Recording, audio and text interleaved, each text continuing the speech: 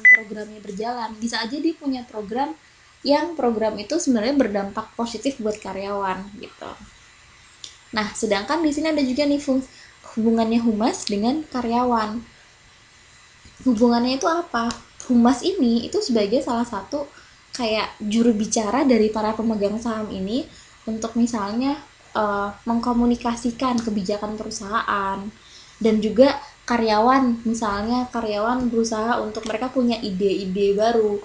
Nah, atau mereka mungkin karyawan-karyawan yang ada di perusahaan A misalnya, mereka tuh orangnya tuh mereka punya hobi yang sama, misalnya mereka hobi main catur gitu kan. Terus ternyata di level perusahaan gitu, antar perusahaan ada loh perlombaan catur.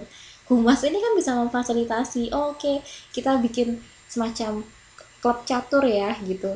Nanti klub catur ini nanti orang-orangnya bisa diikutkan ke lomba catur antar perusahaan misalnya. Nah, itu kan dari karyawan mereka juga, mereka senang gitu kan, mereka mereka dapat sarana untuk berkreasi gitu kan, untuk menyalurkan hobi, dan humas bisa menyediakan sarana itu.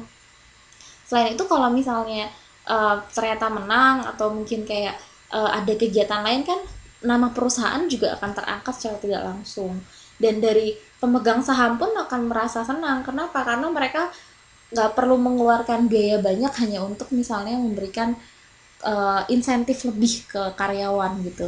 Padahal hanya dengan misalnya pembentukan klub catur, mereka sudah bisa memberikan semacam servis yang lebih buat karyawan.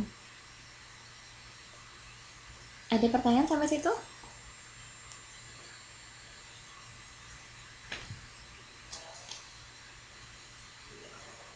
Iya, makanya kan saya bilang sama, cuman itu kenapa itu kenapa saya selalu bikin dalam bentuk pointer-pointer aja.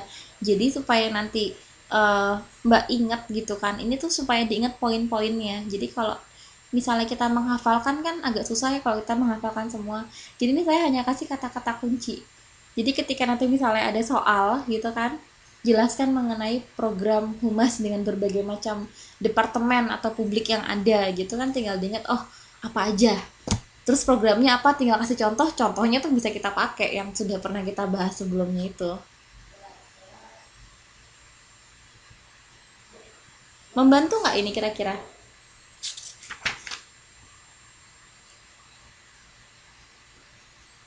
Jadi diingatnya poin-poin aja, nggak usah diingat semua-muanya. Lalu ada komunitas, ini emang sama aja mbak. Jadi kalau komunitas tadi kita akan bahas humas dengan komunitas. Komunitas itu siapa sih? Komunitas itu kan orang yang tinggal di sekitar perusahaan atau organisasi. Udah bisa bayangin kan hubungannya apa? Jadi menjaga kepercayaan, terus menjaga supaya hubungannya juga tetap baik gitu kan, terus menjaga misalnya kesinambungan antara mereka yang tinggal di luar itu dengan kondisi hidup yang layak gitu kan, dan supaya untuk menjaga keberlangsungan perusahaan itu sendiri. Lalu ada media massa. Media massa pasti kaitannya apa sih kalau sama media massa? Ayo, kaitannya sama media massa apa sih?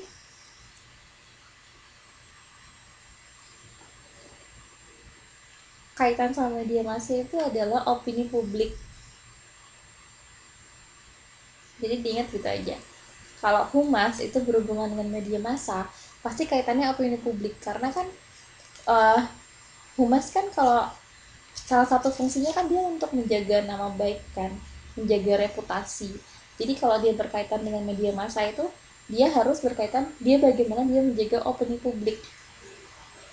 Selain itu, dia juga pakai media massa untuk salah satu sarana untuk menyampaikan informasi.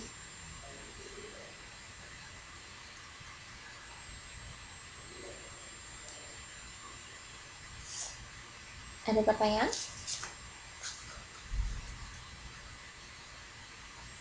Lalu ada hubungan dengan pemerintah. Hubungan dengan pemerintah ini lebih ke hubungan yang sifatnya legal dan formal. Jadi yang sifatnya perizinan, atau mungkin sifatnya bersifat tentang pajak. Jadi misalnya untuk perusahaan itu kan pasti bayar pajak ya mbak, karena mereka akan diaudit gitu. Jadi bisa aja supaya mereka dapat keringanan untuk pembayaran pajak, atau mungkin mereka dapat peraturan undang-undang terbaru dari pemerintah gitu kan, undang-undang bisa terkait dengan gaji karyawan ya kan, dengan upah minimum rata-rata itu. Lalu ada juga misalnya terkait dengan uh, surat menyurat perizinan gitu. That's it.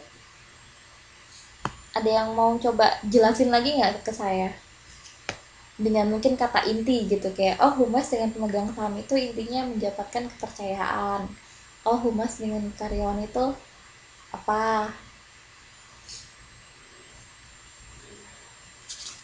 Ada yang mau jelaskan atau ada yang kurang ngerti atau mungkin agak-agak bingung antara hubungan humas dengan publik yang disebutkan di sini?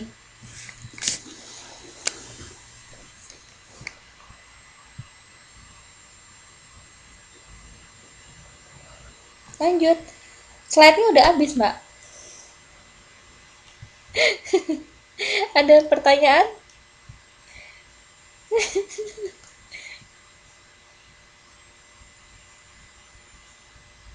Iya,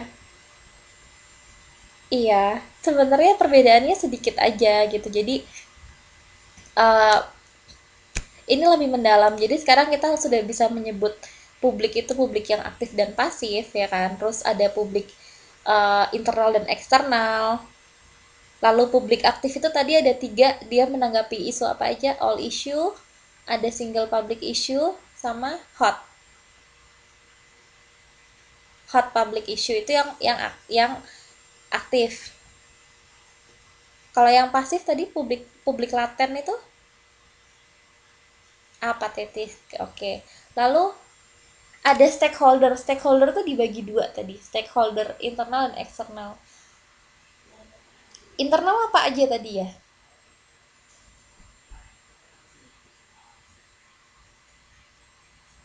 Ada empat.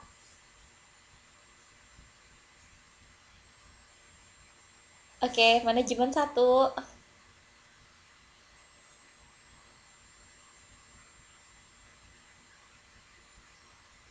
Ini ada satu nih di slide ini. Oke, ada dua, ada kurang dua lagi. Ada lagi nih. Oke, satu lagi. Oke, keluarga karyawan. Kalau untuk yang eksternal,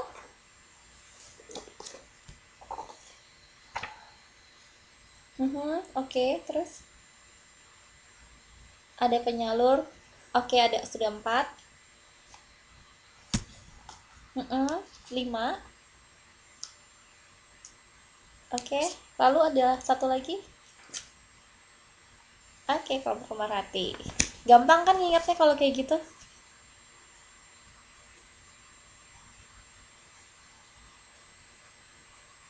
Iya. Mm-mm. Orang-orang yang ada di dalam organisasi tadi, Mbak, orang-orang yang terkait sama perusahaan secara langsung di dalam.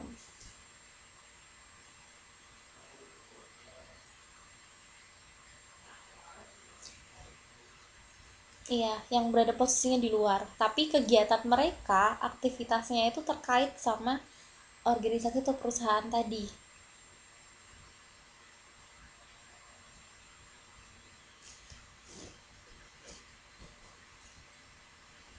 Sudah.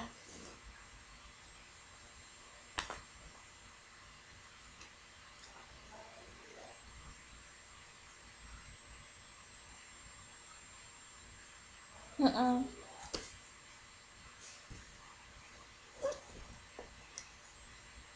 Iya, iya, termasuk. Jadi yang berkaitan dengan legal formal. Jadi yang ada kaitannya dengan hukum. Jadi yang kayak semacam ada MOU atau ada perjanjian kerjasama yang bertanda tangan materai segala macam itu. Pokoknya ada kaitannya. Jadi saya bilang kalau usahanya terlebih yang punya kaitan dengan hajat hidup orang banyak. Jadi kayak misalnya di bidang pertambangan gitu kan, pasti kan berkaitan sama pemerintah gitu. Tapi basically semua perusahaan itu akan berkaitan dengan pemerintah karena mereka butuh izin untuk pendirian perusahaan atau pendirian organisasi. Kan mereka harus mendaftarkan kan tuh ke pemerintah supaya apa? Supaya diakui. Jadi mereka nanti punya nomor usaha. Nomor usaha ini nanti dipakai untuk menghitung pajak mereka.